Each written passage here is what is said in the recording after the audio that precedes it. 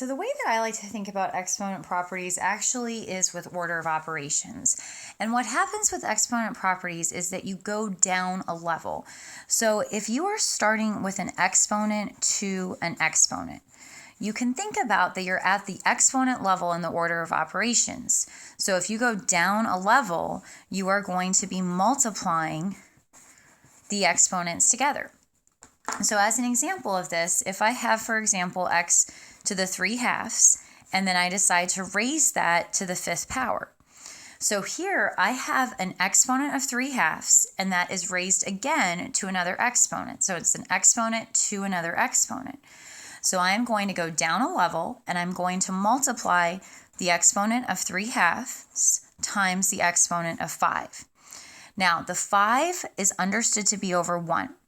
And remember that with fractions, we multiply straight across when we are dealing with fractions being multiplied together. So here we kind of have to use all of our fraction understanding as well.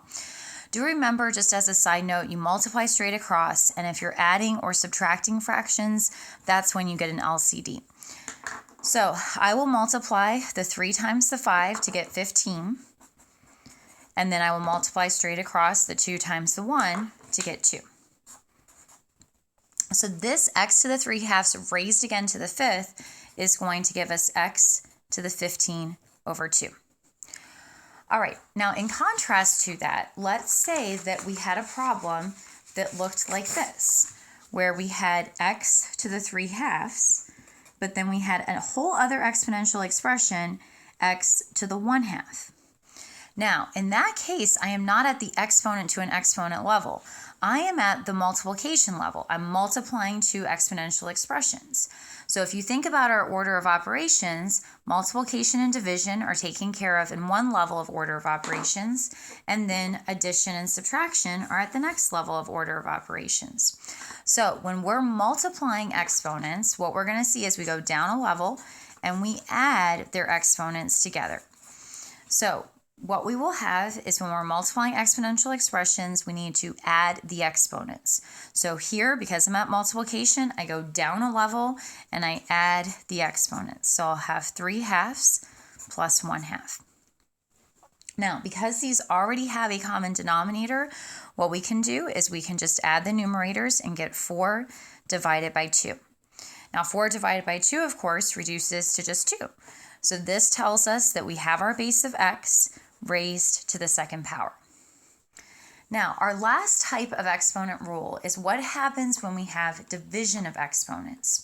So if we multiply exponential expressions, we're going to add their exponents. When we have division of two exponential expressions, we are going to subtract, go down a level, and subtract their exponents.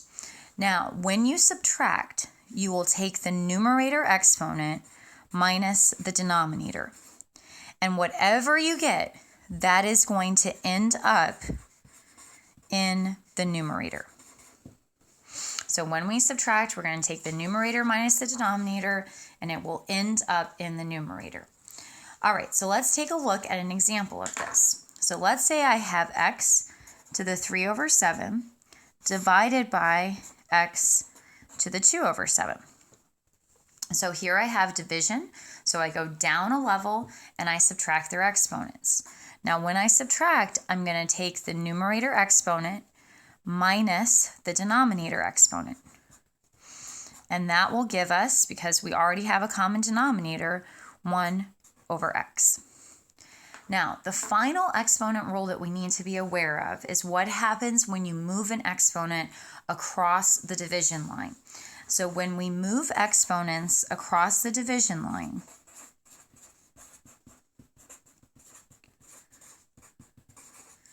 the exponents change signs. So as an example, if I had, for example, x to the 1/7 and I move it across the division line, so I put it in the denominator, it's no longer going to be to the 1/7.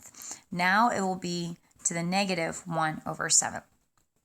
Now, of course, you can't just have -1/7, x to the -1/7 in the denominator, so we have to put a placeholder 1 representing that their numerator is understood to be 1, and now everything is in the denominator.